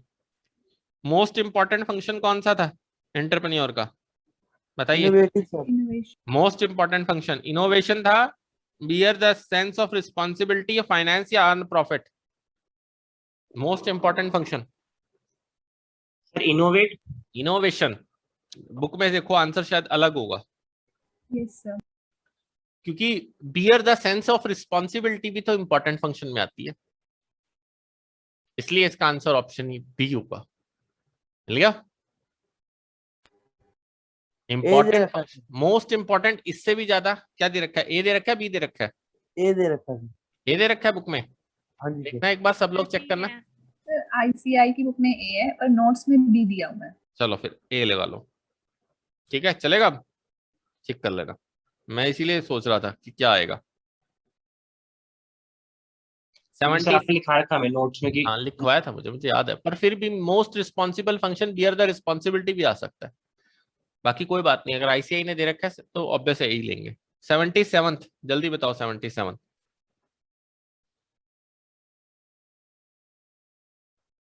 बोलो जल्दी जल्दी। 77 which of the following is correct? Capital refers to the means of production, या land is produced man made effort नहीं हो सकती, सप्लाई ऑफ लैंड कांस्टेंट नहीं है, capital is not result of saving. क्या आएगा आंसर? बताइए। D. D sir. Yes. 79th which of the following is incorrect? बताइए कौन सा इनकरेक्ट है? वो करेक्ट पूछ रखा था, ये इनकरेक्ट पूछ रखा है। Sir supply D of land कैसी है? Is constant. Marginal cost change due to, किसकी वजह से चेंज होती है? बार बार पूछ चुके हैं ये, किसकी वजह से चेंज होती है? वेरिएबल कॉस्ट की वजह से। 80th which of the following statement is correct? बताओ कौन सी स्टेटमेंट करेक्ट है? सर ये 79 वाला जो आपने क्वेश्चन बताया, अगर ये तो ना पता सर हमें शॉर्ट रन की बात कर रहे हैं लॉन्ग रन की बात कर रहे हैं ये। मैं ना झाड़ देना, एक बात का आंसर दे। टोटल कॉस्ट, मार्जिनल कॉस्ट मैंने कहाँ पढ़ी है? सारी शॉर्ट रन में पढ़ी है, वेरिएबल लॉन्ग रन में तो मैंने पढ़ाई नहीं मार्जिनल कॉस्ट। याद आया? Yes sir. फिर ऐसे काम नहीं करने चाहिए बच्चों। इतनी सारा एक्सप्लेन कर दिया, सारी राम कथा गा दी, उसके बाद आगे पूछ लिया राम कौन है, गड़बड़ हो जाएगी भाई। 80th पढ़ो जल्दी, पढ़ो 80th।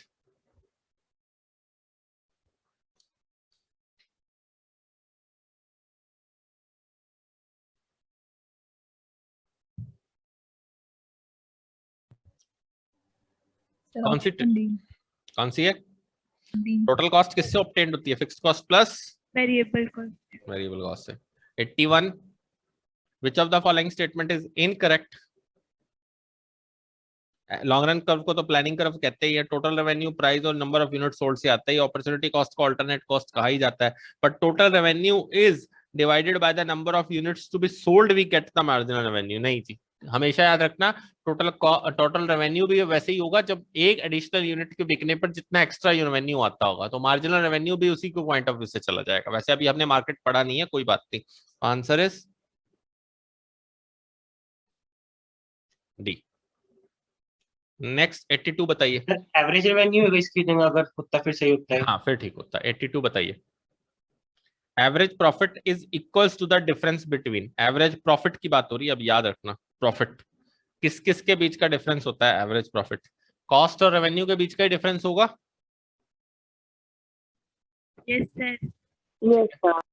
रेक्टेंगुलर हाइपरबोला, याद करो, rectangular hyperbola is A shape of, बताइए जल्दी जल्दी, किसकी शेप होती है rectangular hyperbola? Sir AFC। AFC की। रीजन? AFC कैसा हो रहा होता है? कॉन्स्टेंटली डिक्रीज होता कॉन्स्टेंटली नीचे की तरफ जा रहा होता है। यस। और टच नहीं करता किसको? Never touch to the x axis. वो एक्स एक्सिस 84th बताइए, निकालो 84th, बताओ फटाफट।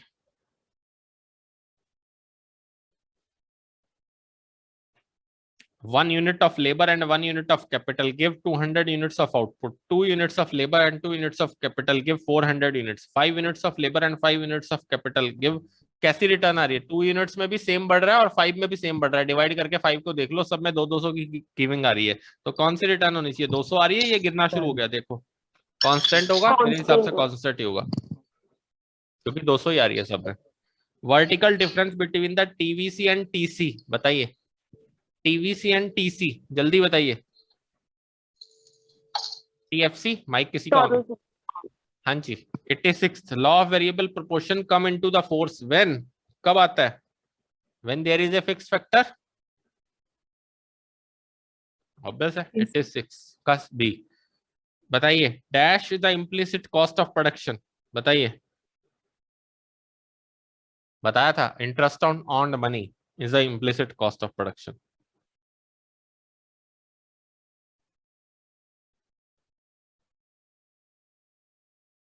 हाँ जी, निकालिए 88, निकालिए अपने आप, मैं नहीं कराऊंगा ये वाला। 88 अपने आप करिए।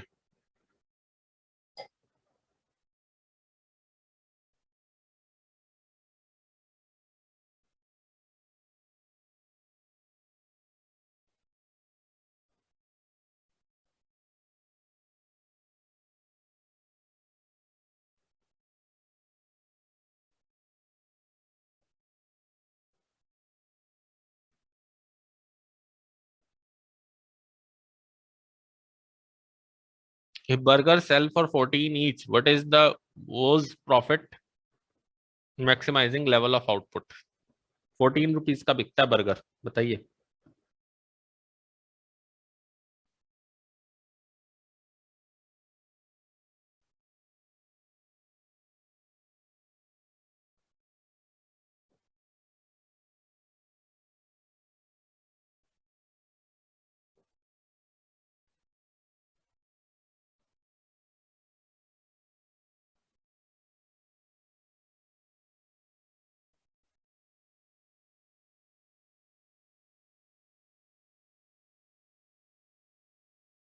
क्लास सभी का ये नहीं?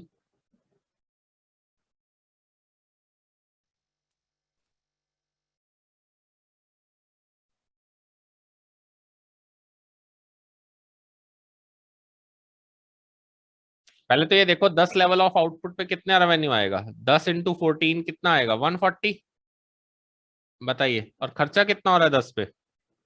210। प्रॉफिट पे आ रहे हो? नहीं ना, कॉस्ट 210 आ रही है और रेवेन्यू कितना आ रहा है? बताइए रेवेन्यू कितना आ रहा है? 140, पॉसिबल नहीं है। अगला 20 पे 14 के हिसाब से सेल आउट करते हैं तो कितना आ रहा है? 280। अभी कॉस्ट कितनी आ रही है? 300, तब भी कॉस्ट ज्यादा है। अब 30 को करके देखते हैं, 30 इंटू 14 तो कितना आता है? 420।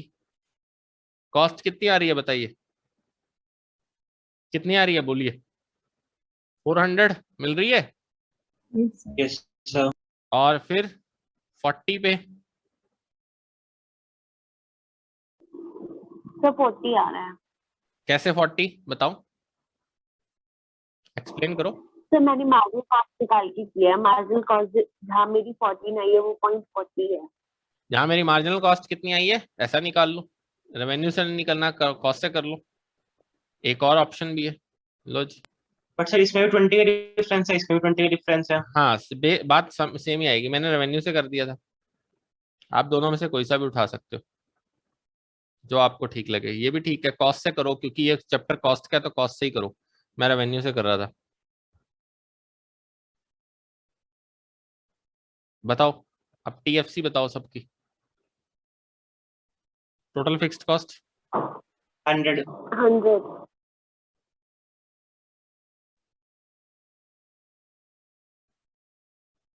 ठीक है। टीवीसी यही आएगी, यस सर। एक बार बताते जाना।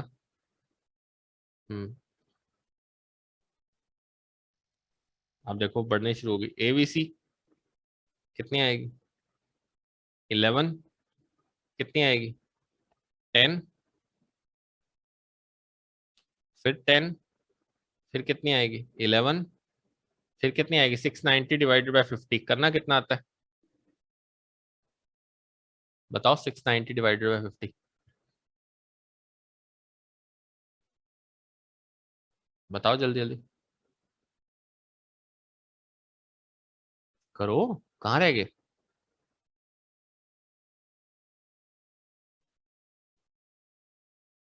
साक्षी कितना आता है? खुशी कितना आता है? 13.8 13.8 अगला 960 डिवाइडेड बाय 60 16 सर। 16। अब एवरेज टोटल कॉस्ट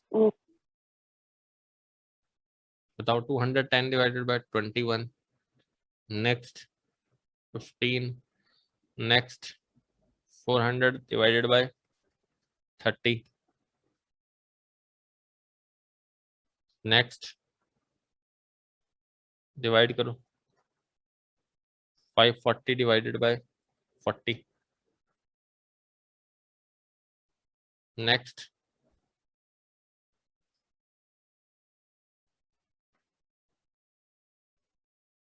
नेक्स्ट 17.6 आ रही है खुशी। Yes sir. अब बताओ मार्जिनल कॉस्ट। ऑब्वियस है, टोटल कॉस्ट के डिफरेंस का डिफरेंस करते चले जाओ। कितनी आएगी मार्जिनल कॉस्ट? इन दोनों के बीच का डिफरेंस कितना है खुशी? 110। 110 डिवाइडेड बाय 10 कितना आएगा? 11 अगली 9 आगे 10 हम्म 14 हम्म 25 कितनी?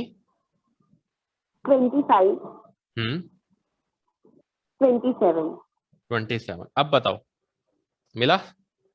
हाँ भाई सबका निकला। अब 14 रुपीज पे बर्गर बेचा जाता है। अब बताइए what is the profit maximising level of output? कब मैक्सिमाइजिंग होगा प्रॉफिट बताइए? पहले तो बताओ मार्जिनल कॉस्ट बढ़नी कहां से शुरू हो रही है?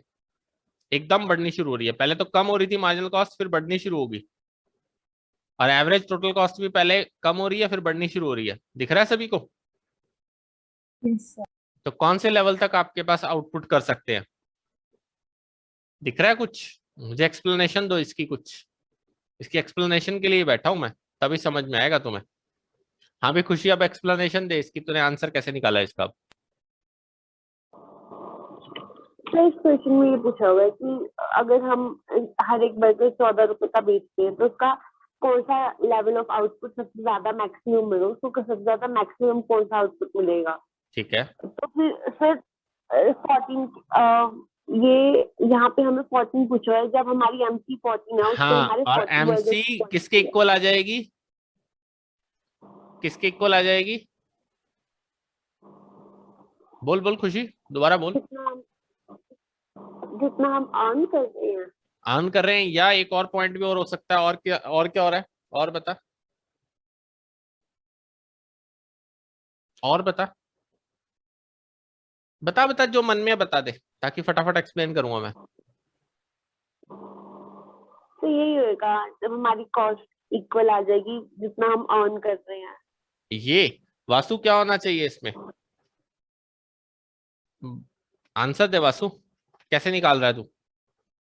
मुझे समझ नहीं आया अभी कुछ। साक्षी आंसर दो, क्या लॉजिक लगना Yes, चाहिए sir. इसके पीछे? सर इसमें मार्जिनल कॉस्ट उसके बाद वो इंक्रीज होने लगी है 14 के बाद। हाँ ठीक है। जब मार्जिनल कॉस्ट इंक्रीज हो रही है हमारा रेवेन्यू उतने, तो हम लॉस में जाएंगे ना। अच्छा, मार्जिनल कॉस्ट इंक्रीज हो रही है तो नेचुरल सी बात है लॉस में जाएंगे। Point to be noted, point note करना बच्चों साक्षी का। और कोई? मुस्कान बंसल, बताओ भी मुस्कान बंसल, बहुत ध्यान से सुनना, ये पॉइंट बहुत अच्छा है। बोलो भाई मुस्कान बंसल। सर समझ नहीं आया। नहीं आया। मयंक बंसल, संजना। हाँ जी, मैं एक्सप्लेन करूं बच्चों अब? वासु मैं एक्सप्लेन करूं? Yes sir. Sir marginal cost कैसे निकाली सर आपने? Marginal cost divided by units जितने निकाल रहा हूं। अब मान लीजिए 100 थी, फिर 110 होगी तो कितनी बढ़ रही है मार्जिनल कॉस्ट? 110 बढ़ रही है, डिवाइडेड बाय 10। बताया तो था मार्जिनल कॉस्ट निकालने का तरीका। हाँ भाई वासु।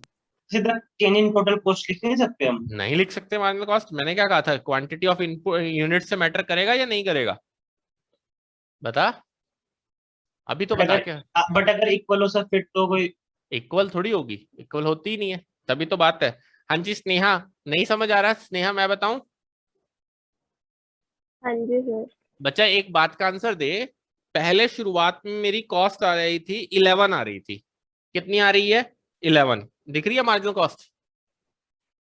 यस फिर सर। 9 हो गई, और टोटल कॉस्ट भी, एवरेज वेरिएबल कॉस्ट भी देखो गिरनी शुरू हो रही है, एटीसी भी गिरनी शुरू हो रही है। 21 से सीधा 15 पे आया हूं, उसके बाद 15 से 13.3 पे आया हूं, उसके बाद 13.3 से 13.5 पे जा रहा हूं। अब देख कॉस्ट मेरी गिर रही है, बट उसके बाद कॉस्ट भी मेरी बढ़ रही है 14 यूनिट्स के बाद, देख 40 यूनिट्स के बाद, और मेरी एमसी भी बढ़ रही है। मतलब मैं कमा 14 रहा हूं, मैं ले बर्गर को सेल करके कितने ले सकता हूं? 14 रुपए ले सकता हूं।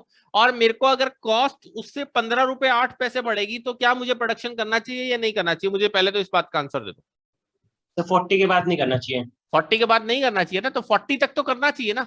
क्यों करना चाहिए? क्योंकि यस प्रॉफिट सर। को मैक्सिमाइज करने के लिए उस लेवल को मैं पकड़ लूंगा, क्योंकि उस तक काम करता रहूंगा। जो 40 वाला लेवल आया बस, अब उससे ज्यादा तो जा नहीं सकता, क्योंकि उससे पहले तो मेरे को ये लग रहा होगा मेरा प्रोडक्शन बढ़ रहा है, मेरा प्रोडक्शन बढ़ रहा है। उसके बाद तो मेरे को ये लगेगा ना प्रोडक्शन बढ़ा के कोई फायदा नहीं है, क्योंकि प्रोडक्शन बढ़ाऊंगा तो मेरी कॉस्ट उससे ज्यादा बढ़ जाएगी।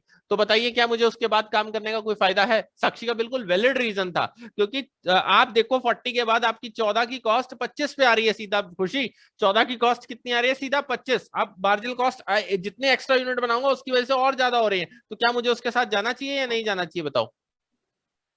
नहीं सर। और थोड़े टाइम उससे बाद तो ज्यादा वो नहीं मुझे चाहिए। लॉस दे देगा, क्योंकि एक्सेस ही बढ़ते जा रहे हैं मुस्कान बंसल। अब जितने और एक्सेस बनाएगी, जिसकी मार्जिनल ही बढ़ चुकी है, जिसका ऑब्वियस है, जिसने पर यूनिट ही अब फालतू देना शुरू कर दिया है। मान लीजिए फॉर एग्जांपल मेरे पास क्लास में, मैं एक छोटे से एग्जांपल से समझाता हूँ, मेरे पास क्लास में 20 स्टूडेंट्स बैठे हैं, और अगर मैं 21वें को बिठाने के लिए आस्था मुझे, मान लीजिए उससे फीस आनी है आपके पास, जो भी XYZ कोई भी फीस लगा लीजिए, तो अगर उस फीस से ऊपर जो हम आपका खर्चा आ रहा होगा, तो क्या मैं उसको आगे यूनिट्स को लेना चाहिए या नहीं लेना चाहिए? बताइए, बताओ आस्था, बताइए बच्चों, नहीं लेना चाहिए ना?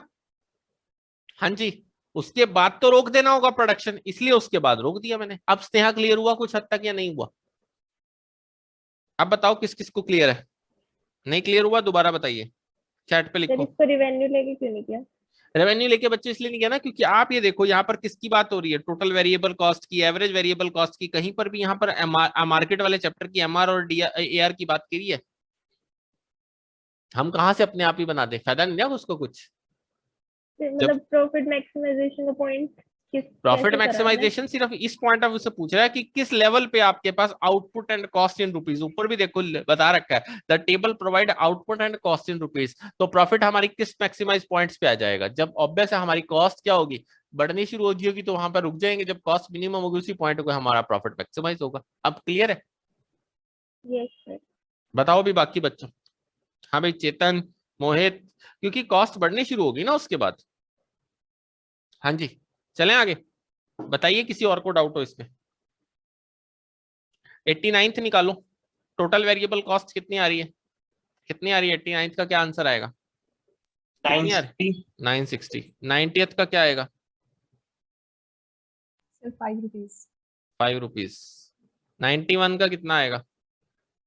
10 और 20 के बीच में बर्गर की कॉस्ट कितनी आ रही है? कितनी आई थी खुशी 10 और 20 के बीच में बर्गर की कॉस्ट? कितनी आ रही थी वासु? 9। चलें यहां तक हो जाएगा? 92 से 93 कीजिए फटाफट, 92 93 करो फटाफट, 92 93 अभी कराया था, ये सुबह ही कराया, ये सेम क्वेश्चन कराया था सुबह इस जैसे। कितना आएगा इसका आंसर, कितना आएगा? 360। और अगले का कितना आएगा? 120। 120। 94 बताइए अब।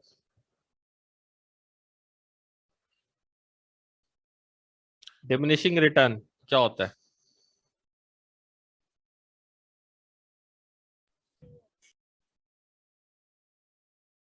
यही होना चाहिए, मार्जिनल प्रोडक्ट पहले बढ़ता है फिर कम होता है। गिरना शुरू हो जाता है। 95th बताइए। When dash the firm must be producing at a minimum point of average cost curve and so there is productive efficiency। नया पॉइंट आ गया ना क्वेश्चन का, प्रोडक्टिव एफिशिएंसी। यस क्या होता था प्रोडक्टिव एफिशिएंसी? ऑब्वियस है, किस लेवल तक हम काम करना चाहते हैं, जब एमसी किसके बराबर आ जाती है, किसके बराबर आ जाती है पॉइंट, याद होगा सभी को। एमसी, एमआर कहाँ से आ गया, एमआर तो पढ़ाया ही नहीं अभी। किसके किसके बराबर आ जाएगी, एसी के। एमआर कहाँ से आ गया, तुम एमआर में कहाँ घुस गए? ये था आपके पास कर्व, प्रोडक्शन हाँ ये था, होता था टीपी, ये होता था एमपी, ये होता था आपका एपी, और नीचे बना होता था आपके पास कॉस्ट। याद आया सभी को? इस स्टेज को ही हम रोक देते थे, यहीं तक रोक देते थे ना, उसके बाद मार्जिनल प्रोडक्ट बढ़ नहीं सकता था। याद आया है कुछ या नहीं? Yes sir.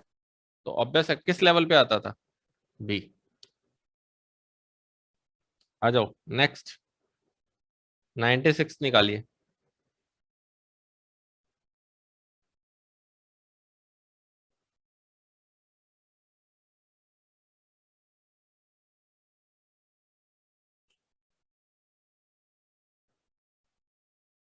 Sir option A. एक प्रोपराइटर है, टोटल रेवेन्यू है 120, एक्सप्लिसिट कॉस्ट है 90, owner could took another company में काम करता है तो 50,000। तो बताइए उसे लॉस हो रहा है या प्रॉफिट हो रहा है? इकोनॉमिक लॉस ही हो रहा है ना। 90 + 50 करके कितना होता है, 140, जबकि आते हैं 120, तो फिर नेचुरल सी बात है उसको लॉस ही हो रहा है।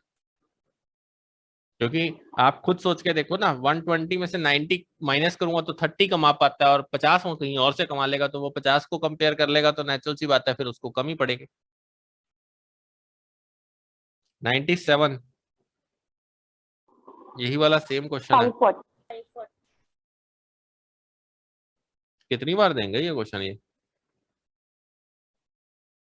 99,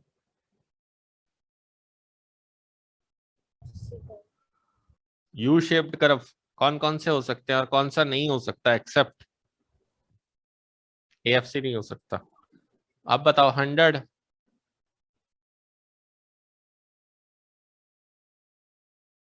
फिक्स्ड कॉस्ट में किसको कंसीडर करोगे, कॉस्ट को, पीस ऑफ वेजेस को, इलेक्ट्रिसिटी को, या डेप्रिसिएशन को? डेप्रिसिएशन, क्योंकि फिक्स तो फिक्स्ड ही रहेगा।